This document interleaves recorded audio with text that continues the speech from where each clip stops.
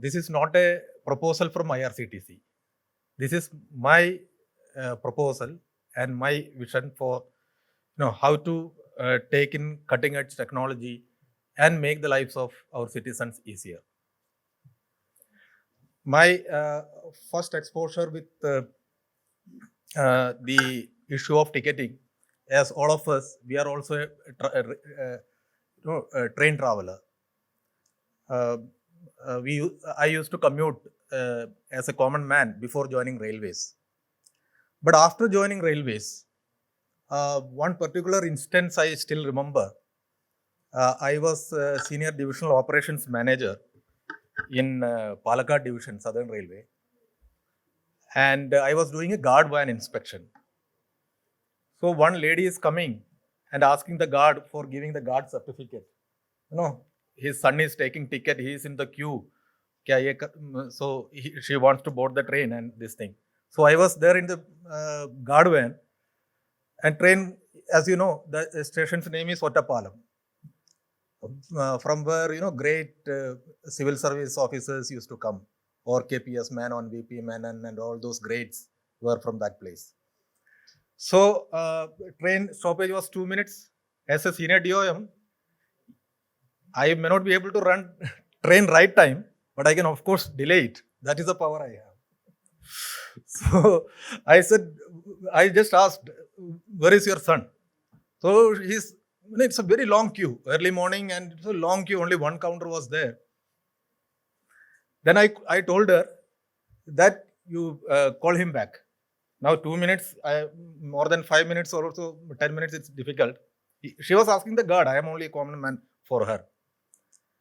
Then she was very worried, and particularly that part of the country, normally people take ticket and travel. You may get some irregular travel. Instead of ordinary ticket, instead of superfast ticket, they take ordinary ticket and board. That kind of thing you can see. But normally, frank ticketless travel you see very, very rarely. So I told her, assured her in her own language and with that same accent of Malayalam, that you please board. I am a big officer in railways. I can take care. So she boarded. Then because I had a responsibility, I was getting down at some place, and I called the station master there that one lady and one son, a teenage son, is coming. So be there at the gate. Normally that area, the ticket checking is also quite strong. The gate, the ticket collection, which has almost disappeared from rest of the country. So this is one of the instances, which really hit me. And when I first joined as senior DCM in Trivandrum division, I had a very great DRM at that time. So I was also a little apprehensive because I had a lot of, a desire for trying out new things, and only operation. I have worked in Eastern Railway and all in operation. So I thought I will have this thing.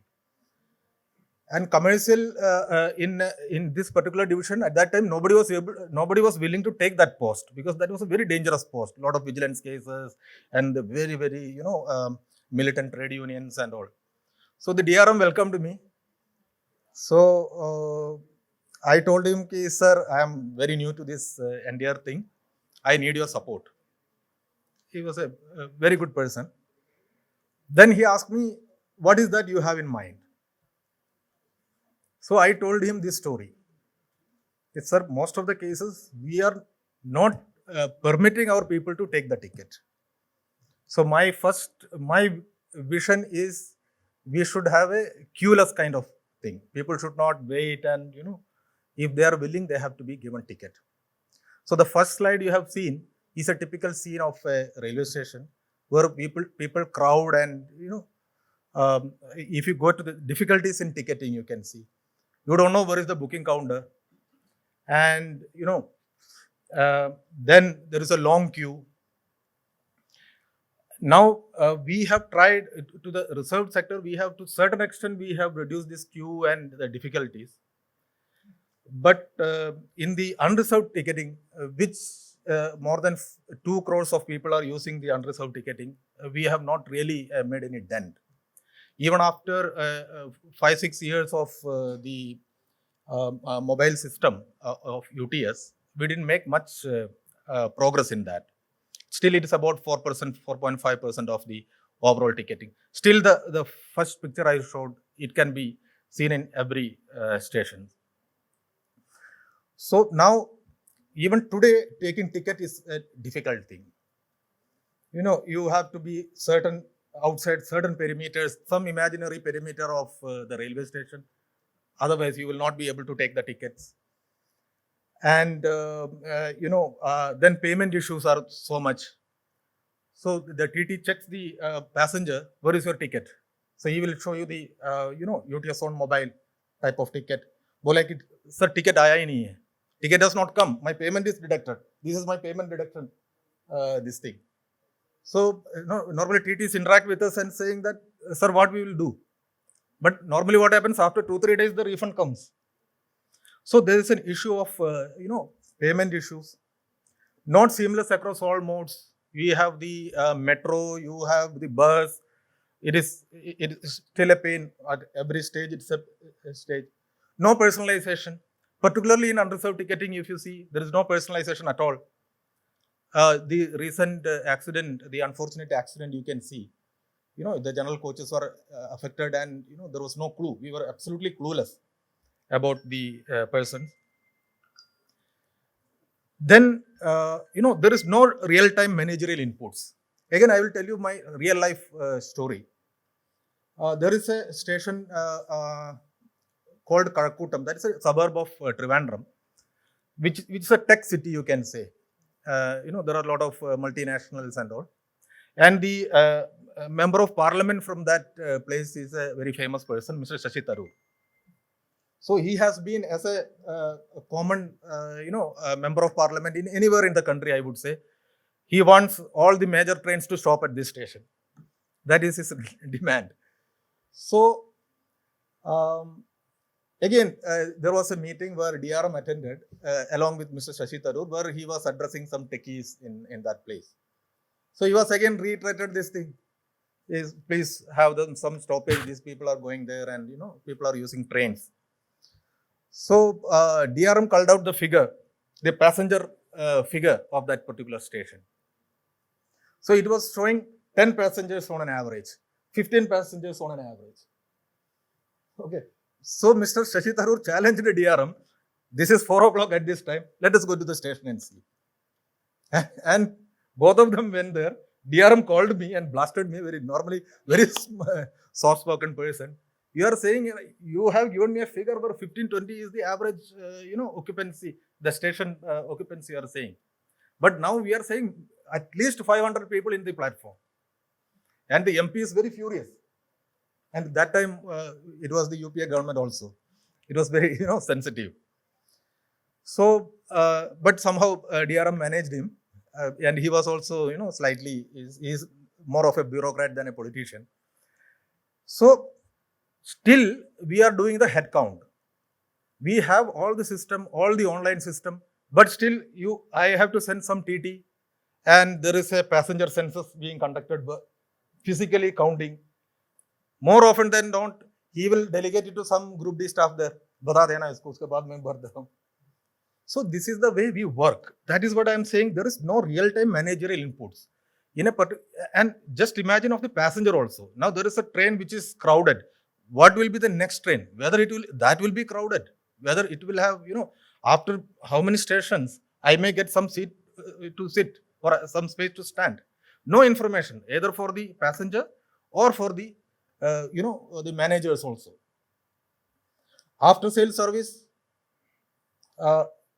again, if you see, if I have a chest pain in the railways, in the train, I call the Rail Mathur helpline.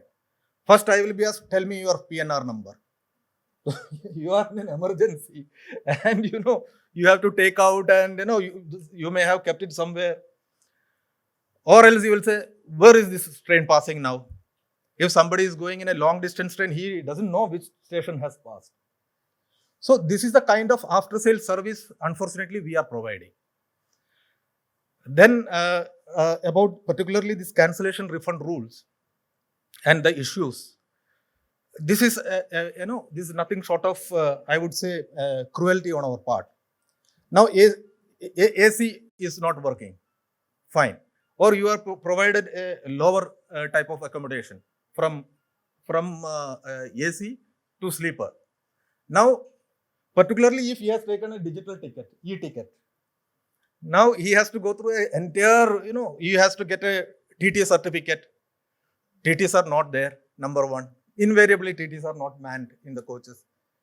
And now he has to go to the, he has to do the TDR, he has to file. After TDR filing, he will send this physical copy. If he is lucky, he will have the TT certificate and then combine it and send it to the GGMIT of Delhi. And GGMIT of Delhi will give to his next level, and then it will be sent back to the zonal railway where the train has terminated. So if the TT certificate is not gone, for everything, even when the train is late by 6 hours, so it is again, it will go there, So this is the kind of, cancellation and refund issues we face. So this is one of the reasons why, even after so many years of reserve ticketing also, we are at 80%. 80% of the overall ticketing is with reserve tickets. Still it is 20%.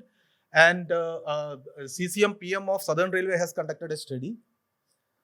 In that, the number one reason why still people are going to the counter is that, with a waitlist ticket, he is able to travel in a train, because TT doesn't overcharge him. If it is a waitlist e-ticket, it is already automatically refunded, and this thing. And the second one is the payment issue.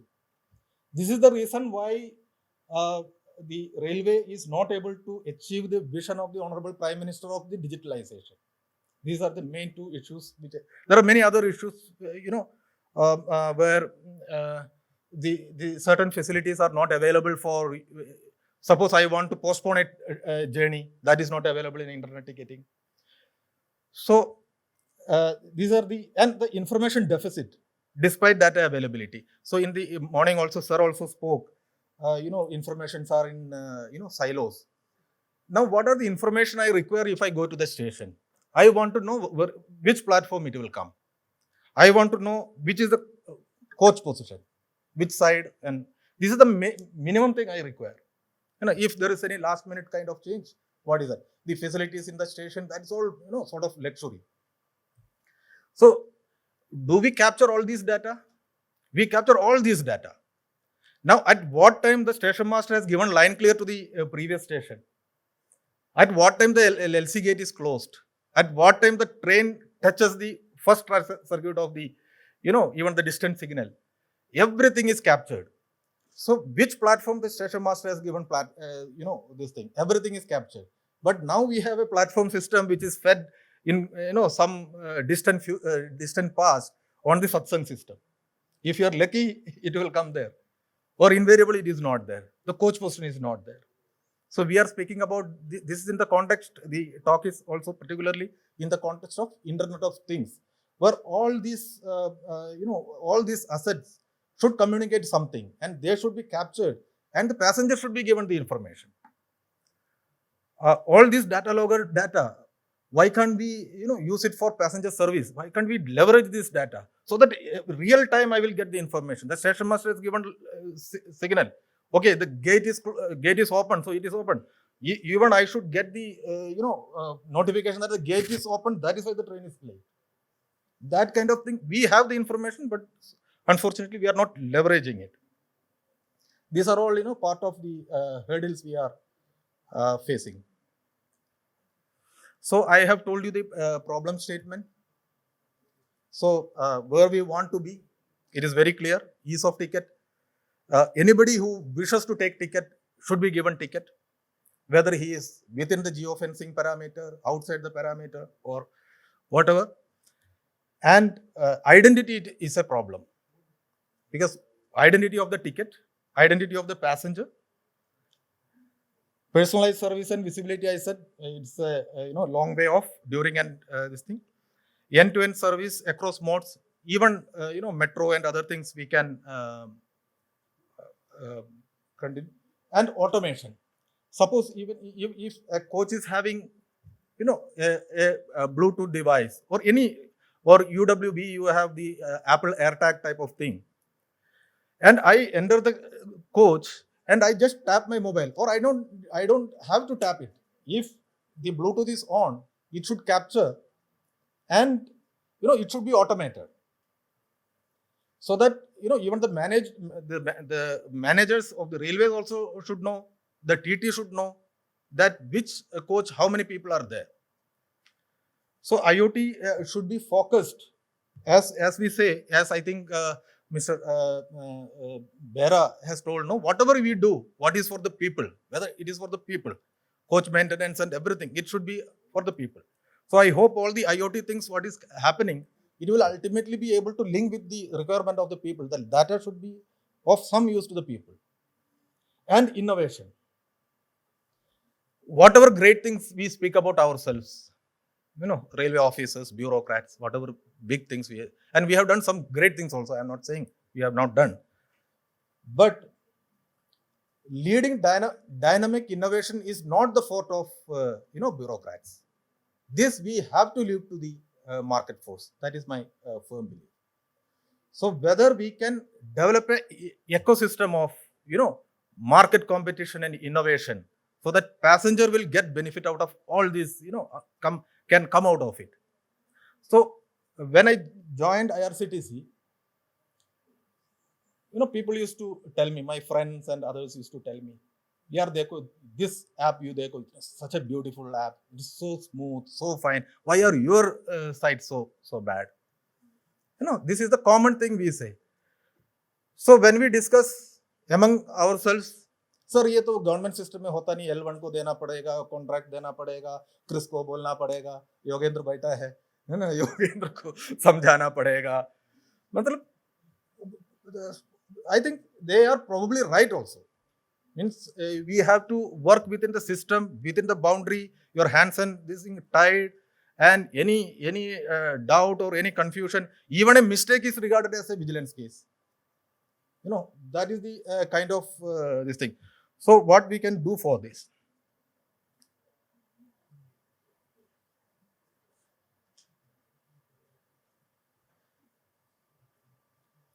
So my overall approach to this will be leave ticketing and other kind of services to where it can be dealt better. Let us have an enabling environment for the private sector and the market. Let us not reinvent anything. Let us just repurpose the available technology and products. Let us not create anything. Everything is there. It has to be properly, put in place. A ecosystem for competition as well as cooperation. Cooperation and competition should be there. We should collaborate amongst ourselves, amongst other agencies, maybe metro, with the private sector, and you have to create such an environment. As Professor Vyas was saying in the morning, we have to have a culture, we have to have a consortium kind of approach where everybody contributes.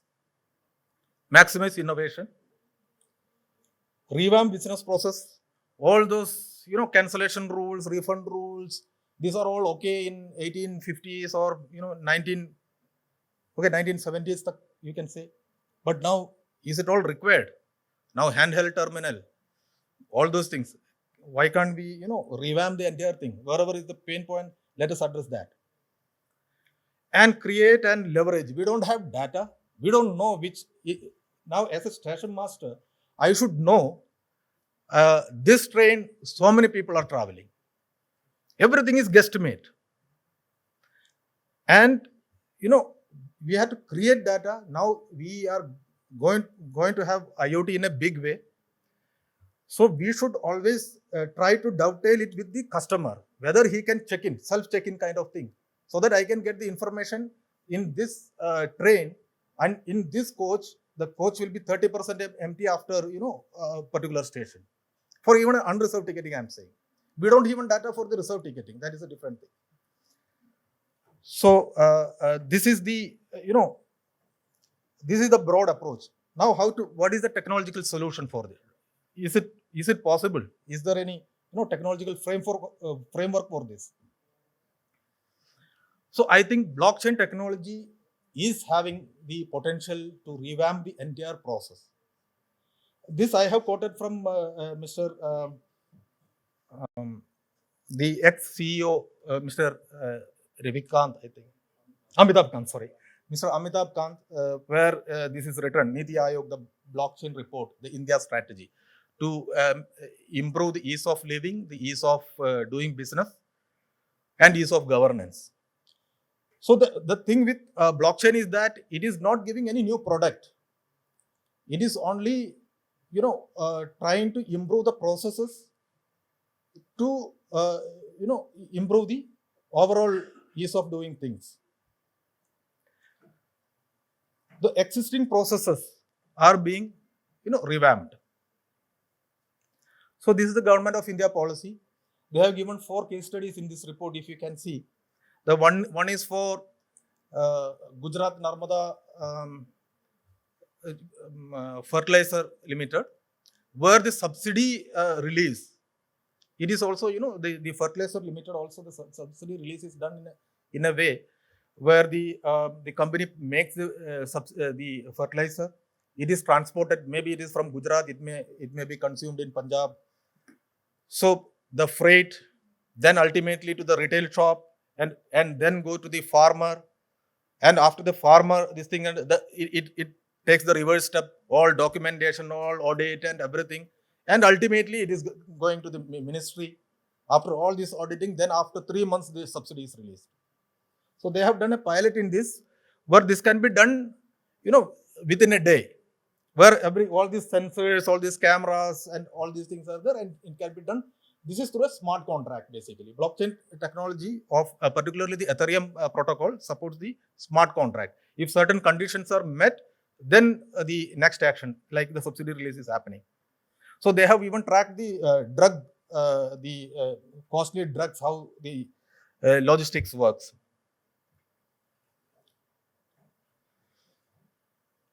So normally, blockchain is normally tied with the concept of Bitcoin, and often it has got a bad name for that. But the use cases are much beyond the cryptos. So it is what internet was to information. It is, for blockchain is for the value. As the Bitcoin, the white paper says, it was for peer-to-peer cash transfer, electronic cash system. So without any intermediary, people can transfer the value. So it is a digital ledger of all the transactions. It is time-stamped, chronological. It is secure because it is distributed among multiple nodes, and time-stamped, and each block, a number of transactions will be collected into a block, and each blocks are being attached. And one block, the subsequent block, will have all the summary of the previous block. The concept of Merkle tree will be there, where so you cannot tamper with the data. So it is a distributed trust system where absolute strangers can transact with each other. That is the beauty of blockchain. The Bitcoin industry, whatever the other implication may be, total strangers transact, and the transaction is being recorded and monitored.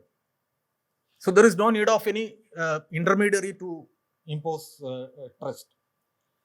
This is the typical thing I want to highlight, that the double spend problem is solved by blockchain. Now, if I am sending a mail to say A, the same mail I can forward to B. In the case of blockchain, with the algorithm they have, the code itself will ensure that I cannot do it twice. So it is solving the issue of double spend. So it supports a self-executing contract. Even if anything, any transaction you can see as a form of contract. So the certain conditions are to be met, and it will automatically execute. So this is the concept of non-fungible token. Like earlier, music and art products and everything was forwarded indiscriminately to everybody, and the creator is not rewarded. The MP3 and internet almost sounded the death knell of music industry. but now they are putting it in the blockchain as NFTs. So NFTs, if I issue for my musical album, I am making 100 NFTs, I am getting full benefit out of it. Now you are reselling it.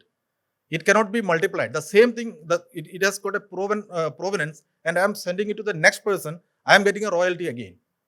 So most of creative artists and those kind of people are doing. And it supports DApp and DAO. DApp is decentralized application, and DAO is decentralized autonomous organization. This is what Professor Vyas was saying, how you can make a consortium. Even a code can replace a consortium.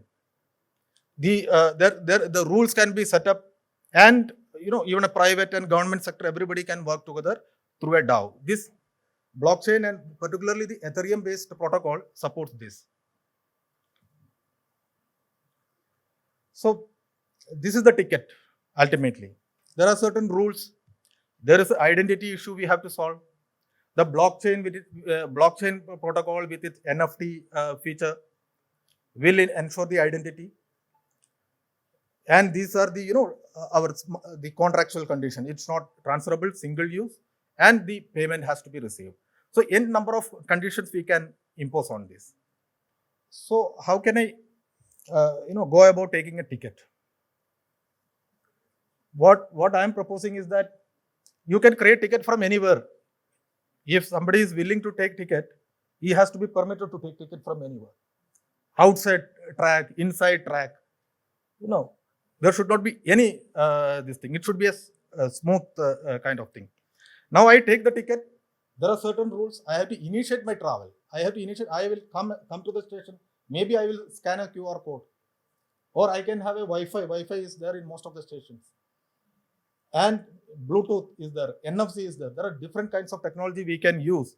Where the passenger, we are only asking passenger that you scan it and say that I am entering the station. Now, how Aadhaar works? I am saying this is my fingerprint. I am Sudesh and this is my fingerprint. Aadhaar says yes or no. I am not saying this is my fingerprint. Find out from the 1.4 billions of Indians who is this.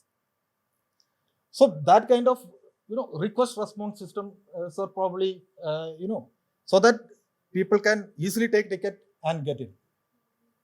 And sensors, as I initially mentioned, the stations can have the sensors. It can be camera. It can be, there can be n number of things. You can see Digi-Yatra and all these technologies we can use. For example, I will tell you one incident I read. There is a app which is used in London called Shot Spotter. If there is a gunshot anywhere in the streets of London, through acoustic data, within 5 minutes, a cop will reach there. That is the kind of system available. We don't have to, these are the different kind of things. As I said, AirTag and different things. And when you reach the coach, ultimately the coach has also been there. So that people can get, all the details. Now, where is the ticket? If the mobile is switched off or is there any issue, where is the ticket? Ticket is in the blockchain. I can key in your mobile number and see the entire story what you are saying. Whether you have taken the ticket at this time you have entered. And all this data I can kept in. And I was saying the NFTs use case, I am saying, even if I want, I can transfer the ticket also. The blockchain ticketing is done in a major way for concerts in big stadiums and all. The main purpose, main use case they are trying to address is that, there is scalping. They call it scalping. We call it as touting. You, through bots, you take the tickets and, resell at a higher price. To stop that, they have started blockchain-based ticketing, where it is like an NFT. If I am taking the ticket, it is entire history, entire metadata is there on the NFT. Now, if I want to, transfer it to Yogendra, it will be shown, it is there. Then both will not be there. So, it can open up many other after-sales service also once we start. So, real-time managerial interface with other data inputs, I said, the particular use case of blockchain is whenever there is a transaction happens and there is a trust boundary between them. Now, I am working in railways and somebody is working in the private sector, there is a trust boundary. Wherever that trust boundary is there, that trust that can be overcome by the code of blockchain in a cryptographic manner, mathematically. So that way we can have more data interchanges, much more than what we have in the normal API way. And visibility, the person, say a ticket is tied to one mobile number, it can be through e-Praman. Now the government of India is coming with e-Praman. Now I call my assistant number with my mobile number. The system should be able to say, yes, this is Sudhish and he is at this station. The last report, he is in this particular station. So what do you want? So I will say, I am not in this station, I have come to the next station. That is the kind of personalized service probably we can provide. Yeah, and it is not science fiction. We are likely to come up with this in the present 139 tender. Sir, what we that day also I was saying, sir, the present 139, once a particular language we are selecting with a mobile number, it will be tied to that language. And if PRS, we are collecting all the mobile numbers. If from that mobile number it is called, if the API is passed, then we can have personalized service even today, sir. We are ready for that. So we are working with CRIS on that. So GM PRS was saying maybe next stage she will try to help us. So this personalized service is possible till now that we can take it to the next level. Then the entire TDR and cancellation, etc. Now, if a train, the chart is formed, 4 hours before the train leaves. Suppose if it's an early morning train, this chart is made 12 hours before. So if I have any emergency, I cannot, cancel or anything. It is gone. Whereas there are demand. If somebody is waiting for some ticket. So if you have the NFT kind of transferability, which is transparent, then probably we can do away with this kind of, cancellation TDR. If AC is failed, so automatically the handheld terminal should be, if the TT is there, handheld terminal should be automatically updated. Or else there is the role of smart contract, I am saying. If it is there, automatically a refund has to happen. He doesn't have to wait 90 days and get a no from railways because the TT was not manning that coach.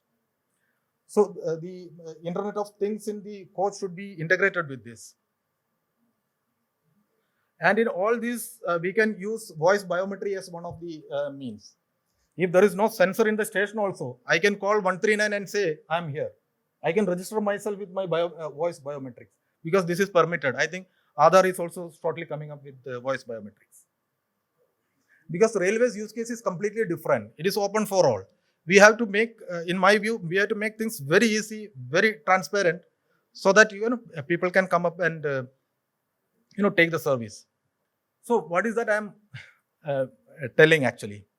I am saying, if I want to go and take a ticket, I would say whether I should take ticket from IRCTC, from Big Basket, from Amazon or Paytm. If I have this option, please imagine. I am saying cooperation as well as competition. If you have that an option, what quality of service, what kind of innovation they will give you. You get into the train, the the payment service, all these things, how better they can.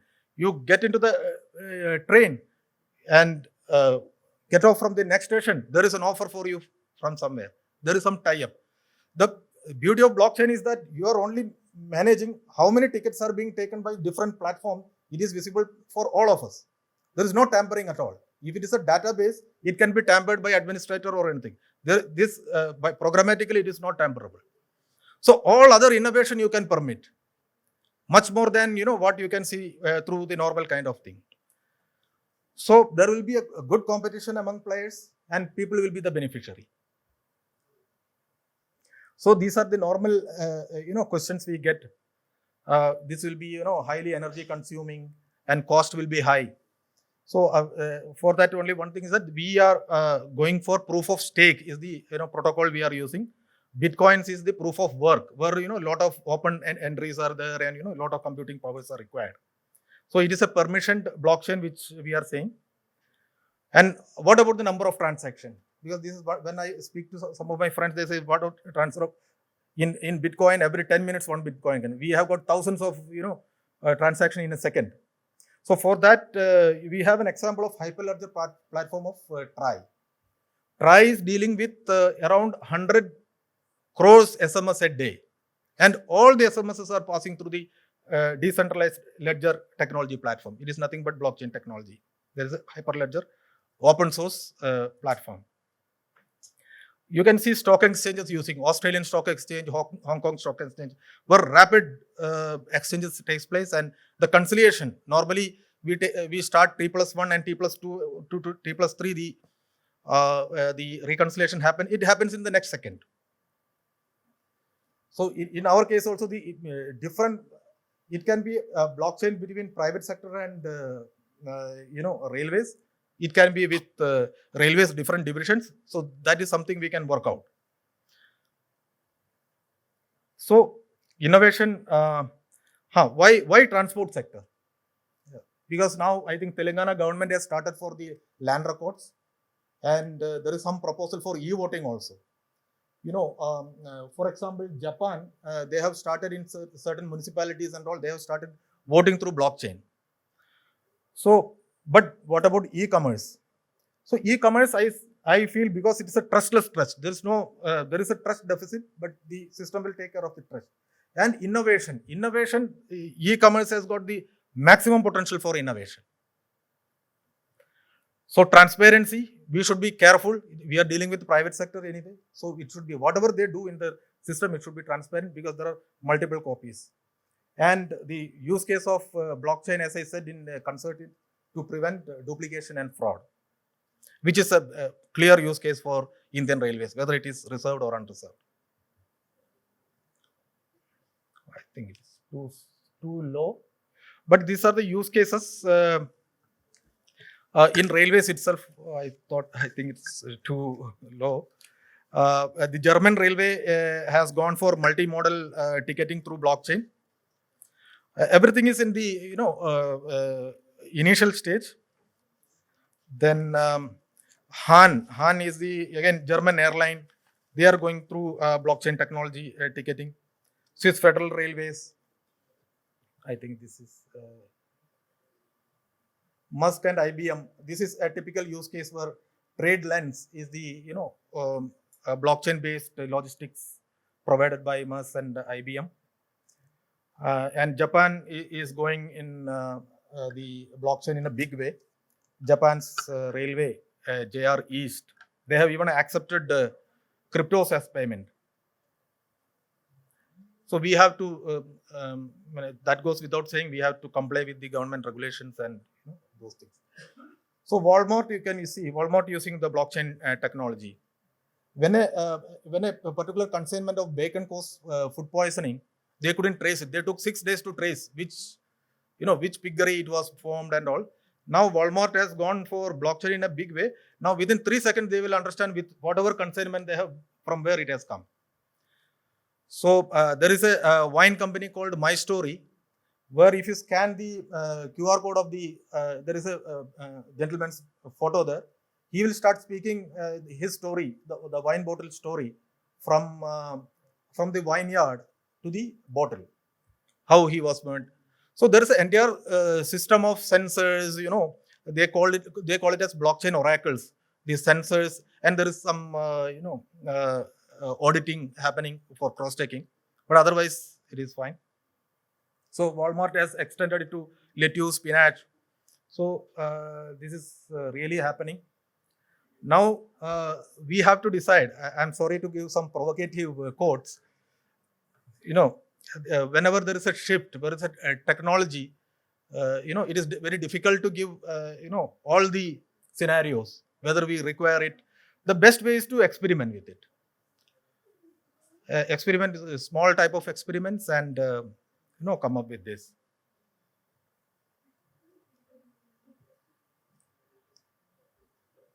Thank you very much. I'll be happy to answer the questions. Yeah, sir. So my question is, given the volume we are generating through ticketing, either it's through unreserved or reserved ticketing. So have you ever assessed that whether blockchain is still able to cater to that much of load in terms of space requirement in mobile device? So as I know, it takes a space from mobile devices itself, and every node is connected. So in this case, volume of data is going to be too high to store. Ma'am, actually the nodes is not of the clients actually. Nodes can be any. If you see now you are in CRIS, the nodes can be different departments of CRIS. The nodes can be, in my use case, I was foreseeing, it can be IRCTC can be a node, Metric can be a node.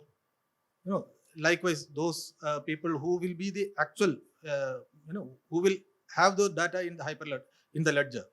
This is the ticket issued. It is not with the passenger. It is not with the passenger actually. So that is the node. What I am speaking is proof of stake, or I am permitting.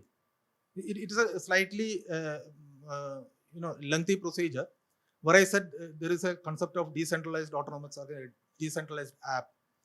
So we are giving them certain voting rates, those things, that details apart. So in proof of stake, I am saying you are my node, he is my node on this is the node. There is a permission given after certain qualifying criteria. In a proof of work concept, where Bitcoin is a proof of work, even Ethereum is at the moment a proof of work, they are converting into a proof of stake. So there, anybody can enter. Even you and me can start, mining blockchain. Practically not possible because it's all now, big farms of, servers, because now it is tougher. So it is not the passenger, it is the, the stakeholders, the other stakeholders who are the nodes. One more question.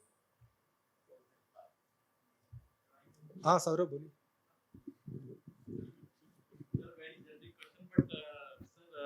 Seeing the you told us about that IRCTC about the processes which you are facing, difficult processes due to which many of the things are being not managed. So, sir, what are your plans? I mean, there is a process of government which is enforced to us to which makes things not easy for us, and other things like security and all those which needs to be implemented on a system. Now, how can we overcome then these processes if we want to implement these technologies and all these changes in the system? So, do you have any plan for that? How can we do it? Because we are stuck many a times. What happens? We are stuck with these processes, with the securities. So, even if we try to implement things, it doesn't happen always. Same is the case with HST, I think so, and with the ticketing also. Things are being stuck just because of the processes, not due to technology.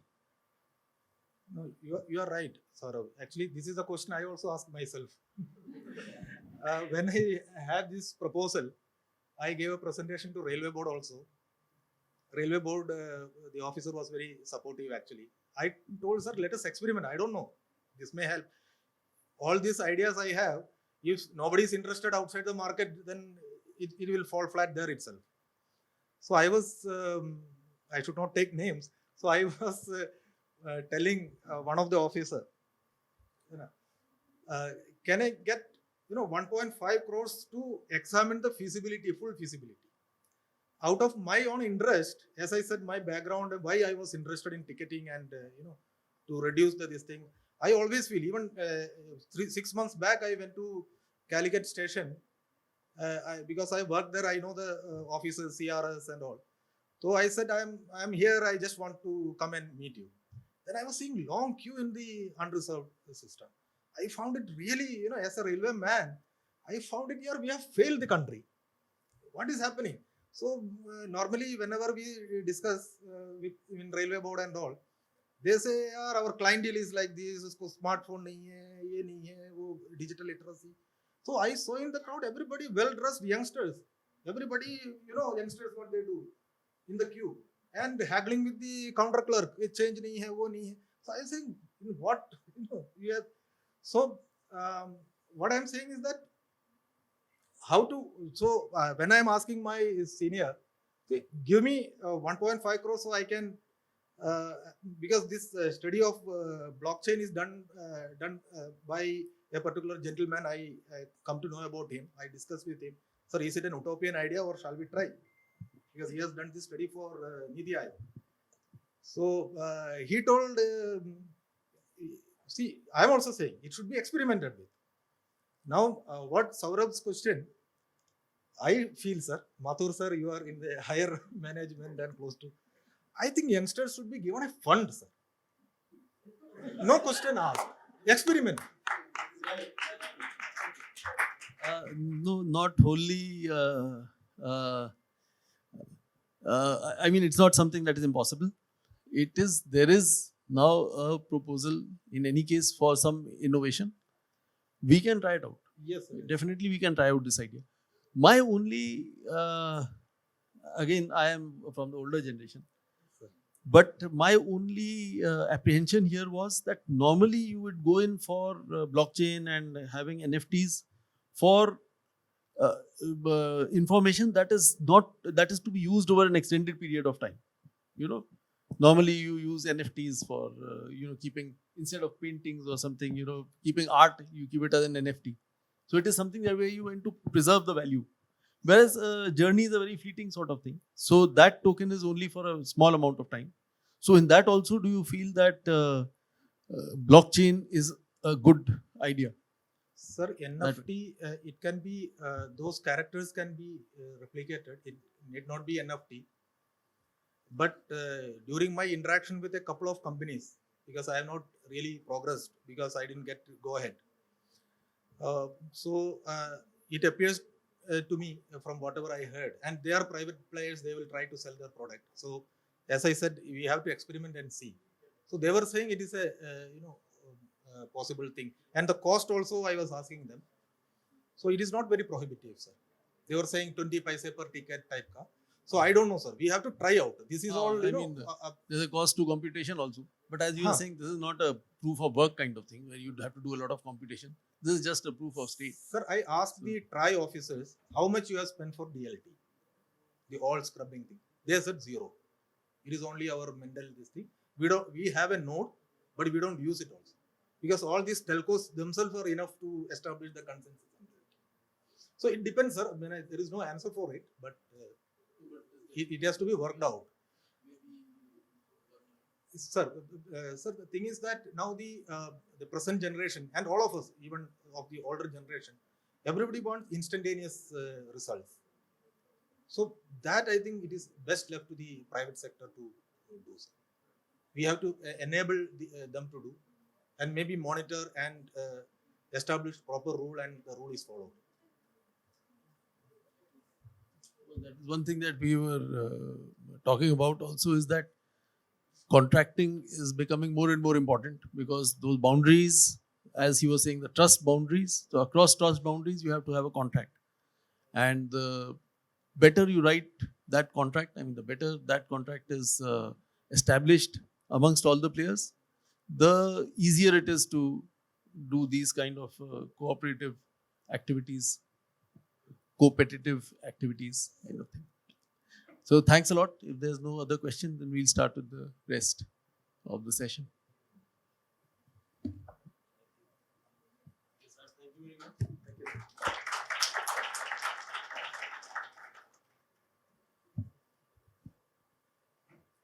Okay, we start the second part of.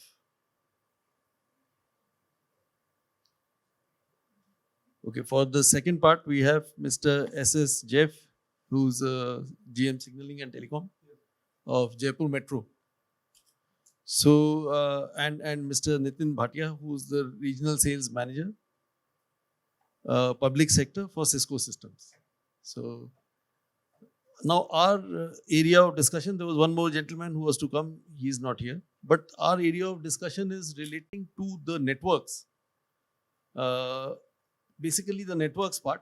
Of course, I am very interested in hearing how Jaipur Metro is working, and that we'll come to after some time. But what we had discussed in the morning also is that when you are putting in IoT systems in place, one of the very important aspects of those IoT systems is the last mile networks.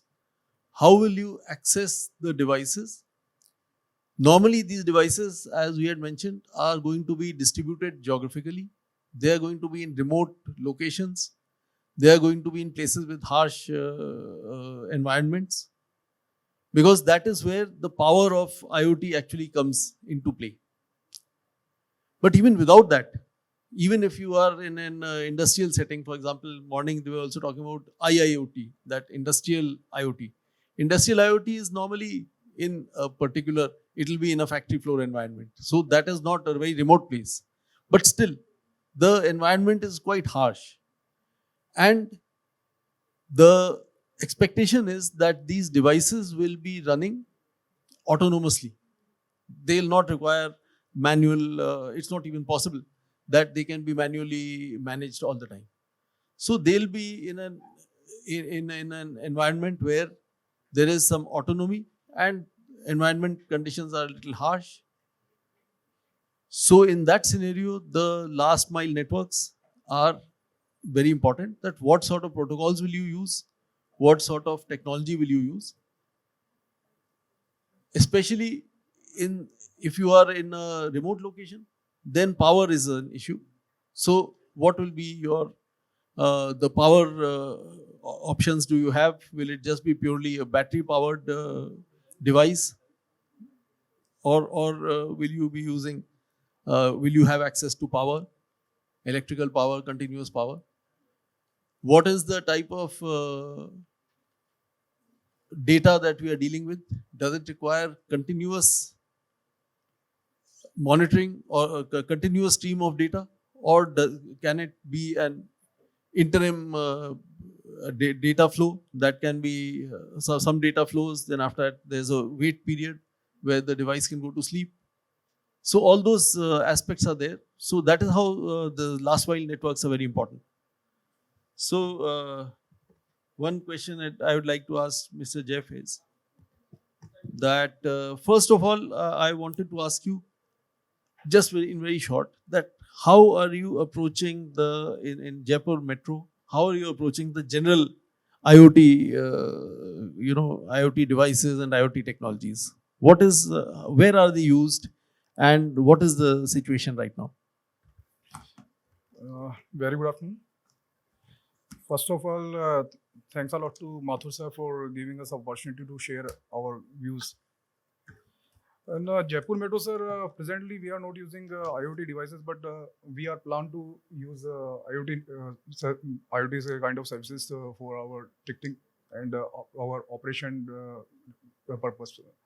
But as you ask, the last mile connectivity of IoT devices, there are multiple options are available with us.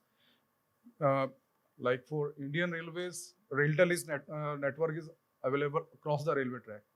I am a RailTel officer. Basically, presently I am deputation in Jaipur Metro. So RailTel covers each and every station. So our fiber network is available. Second option is available with discoms. वो एक untouched area है. Every discom is having their fiber networks, like Vidyut Prasaran Nigam, Power Grid corporations. So if we integrate these fiber kind of all units from the power sector, from the railways and BSNL, I think last mile is not the hurdle. Where the areas where fiber network is not available, we can use LoRaWAN technologies. There is a 4G and 5G network is also available. Because IoT devices requires very low data. Data requirements in a kbps for transmission of messages. This one kind of other kind of solution is that. Second one is we can use the mesh networking also for transmission of data. For power use generally at premises of power sectors, yeah, I agreed that in a remote area the power cut is frequently. So we can use the solar energy sources like solar panels and renewable energy sources that can be used. Now, sir, other one is the 5G connectivity is in present scenario, every telco is upgrade their 5G network. So we can use 5G network for last mile extension also.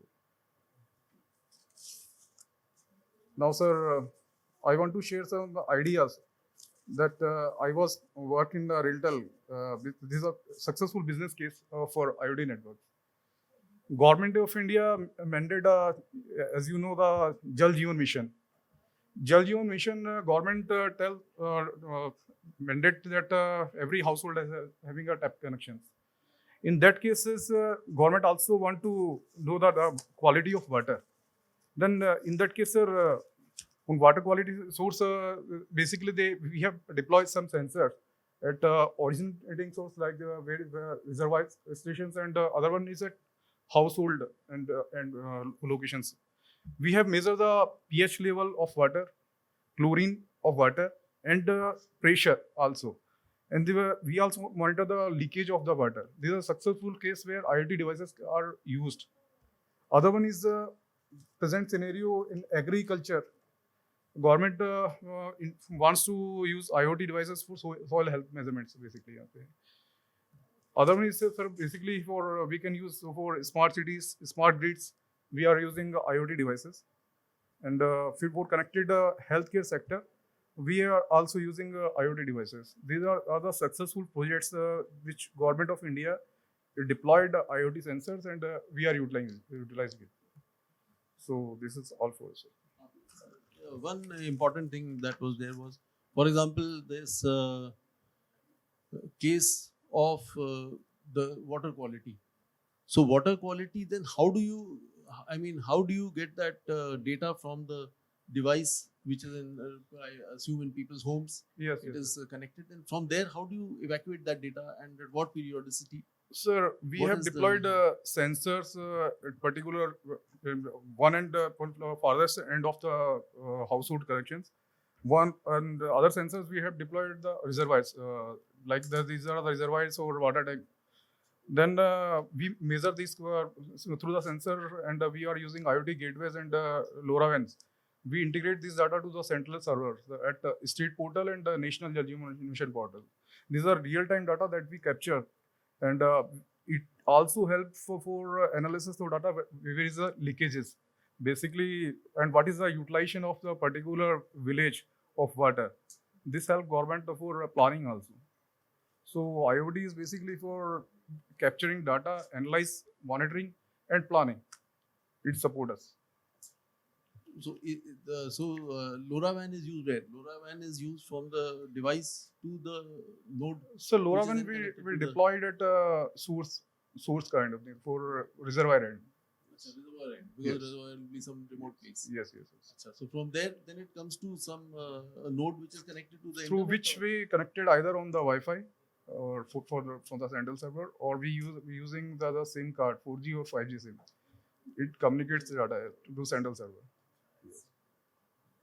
and it is a continuously it is picking up data. So there's Yes, some yes, streaming it is a involved. real-time monitoring data, sir. So that means it must be streaming because volume may be high. Yeah. Of data that is coming in Right. from multiple locations. Right. Okay. And then it goes straight to a central server. Yes, it is integrated to state portal as well as national Jal Jeevan portals or central servers for central government and state government. So this is a good example of how you'd use IoT devices. Thank you. So, Acha, these are your successful case studies. Right? Yes, The next yes, question was that, Sir. I had two questions. So, one was, are there any successful case studies? So, these are interesting case studies. Okay. Acha, Mr. Bhatia, I would like to ask you a couple of questions, same questions from CISCO's perspective or perspective of the industry. What do you see is the trend across different industries where it comes to, because we are interested in putting, ultimately we'll end up with devices along the railway tracks. So they are likely to be very remote locations. And again, power and even network bandwidth, conventional network bandwidth will be a problem. So what do you see as a solution to this issue, this problem for us? So first of all, thank you very much for having me here. So my background also has been, a lot on digital transformation. I was also working on railways, metros. I would say, utility segment with Mr. Jeph just talked about. So I have also worked on all these segments on the IoT perspective in much detail on the Jal Jeevan mission as well. So, of course, I would say that, from smart city perspective, also CISCO has had a very good experience. No, almost 70% of the smart cities have been done by us. And we have been there, I would say, if you look at whether it's agriculture sector or utilities or I would say, water, smart water management systems. So railways, I would say, is like, combination of these. If you look at railways, so we will be, there will be, of course, requirements of IoT on the train, and then there will be a requirement of IoT at the stations. And the third requirement will be in between stations. So, of course, the good part with railways is at least, that optical fiber is running on the track, along the tracks. So if you look at condition monitoring, I would say, like train is passing by and you have to detect hot wheels, sort of, or there is an acoustic something. So you have condition monitoring systems which are deployed around the track. And now the challenge is mostly, how to take that information, collect that information, which interfaces are there, which are coming. So, for that, the right type of IoT devices have to be there. So, for example, they could be, you have to maybe capture the coach number. So they could be a high-speed camera. So which has got its own, I would say, interface, and there is a higher bandwidth requirement. And then on the other hand, maybe, the temperature sensors which are there, which are detecting the pressure or the, acoustic bearing sensors, they have a different type of, I would say, information. So this ultimately goes into an IoT gateway with the appropriate interface. It could be analog, maybe, RS485, you use Modbus type of connectivities for them, and they could be Ethernet connectivities. And of course, the camera, of course, is coming with the, HD inputs on Ethernet. And then we also need to have some sort of a, edge intelligence. So IoT gateways need to have edge intelligence by which, they can do some sort of a remote processing. And then the next part is the interface by which, it can connect to the next node where, for example, fiber is available. So the gateways need to have, I would say, multiple technologies. It could be, for example, cellular technologies like 4G and 5G now. And then on top of that, Ethernet, maybe, fiber connectivity should also be there.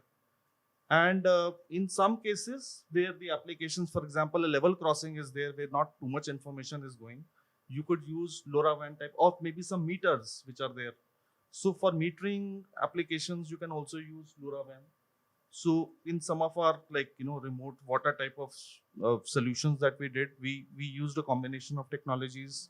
So LoRaWAN is one of the technologies for, I would say, metering applications, water meter. And then the sensors which are coming, they can be all aggregated. If multiple sensors are there in one place, it's always better to have a single gateway, which you can, aggregate and then have a single output, and then you can have a redundant. So for example, if you are dependent on cellular, so you should have like 2 cellular outputs so that you're not dependent on failure of one particular service provider. The second aspect is then, you should have a fiber connectivity as well, which railways is in a very good position with the fiber available. So dual type of connectivity, which I have seen in some of your condition monitoring systems as well. And I would also add that there's an element of with the remote part, while we take care of, power could be, one of the issues. The second aspect is also on the security. So second part is on the security aspects also, like, who is sending the data? How do we know? So the IoT devices, the sensors will not be secure, but the IoT gateway on top will have some sort of, encryption mechanism. It could have an inbuilt, I would say, firewall, and even in case of SCADA and such type of things, maybe some sort of a OT type of, understanding as well. So what you are saying is that at the gateway, we'll have to put in the security because the devices can't be secure, but some sort of security at the devices also may be required. The only thing is that if you do encryption and all on the devices or some computing associated with the device, then you need more power. May not be possible the- because those devices are very small, They're miniature, small. and sometimes they have a sort of IoT built on top of that also. They have a we- controller. yeah, but the controller is fine, but you need to ultimately, it's better to have an IoT gateway which is intelligent, which you can remotely manage also. One of the problems in IoT is that in the case of normal networks, you were dealing with hundreds or maybe thousands of devices, or maybe Ethernet switches or routers. But in the case of IoT, the number increases dramatically, and then you are not reachable. Those places are not reachable. The cost is too much to go and find out what happened. So you need to have a sort of a IoT dashboard type of application by which you can manage, understand what has gone wrong, and even upgradations required. The protocols change, the information changes, IP addressing, for example, changes, network changes are there. You need to remotely manage that also. That capability is also very important. I think remote management is another hallmark of these IoT networks. So I think these are all challenges because there is, for example, if you have all these culverts and small bridges, and you want to do condition monitoring of those, then you can't have very elaborate systems there. The cost will go up and it'll be difficult to maintain. So they have to be autonomous, very rugged devices Correct. that just take very little power. So that is probably where the challenge is going to come. So I think that this challenge has to be tackled by CISCO and other industry. The network industry is in for some interesting, challenging times. So just to add, we have a country digitization acceleration program also within CISCO. So there was a talk of, I think, incubation and some funds provided. So I'll just take probably 2 minutes. So our country digitization acceleration program is there in few countries where we are like using, CISCO is actually sort of doing some sort of pilot projects. The funding is done from our headquarters, and this is to promote all these digital type of missions. Whether it was initially, I would say few years back we did it for smart city, and now smart cities have become a reality. We have done for digital agriculture, which is, I would say, one of the, we have done it for smart Jal Jeevan mission as well.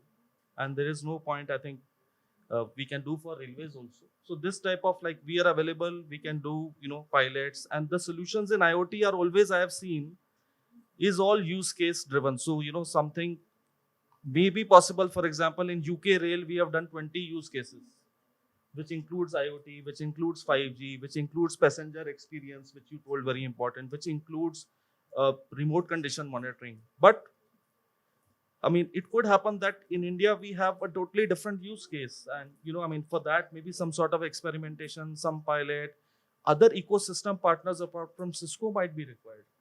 So we are very much open for that. We have that program. I mean, that's an important point, that a number of partners across industry segments will be required, and users and facilitators. So it has to be a combined effort. So with that, I think we close this session. Thank you very much. It was very interesting. Thank you. And we got a number of ideas. So thank you to all the participants.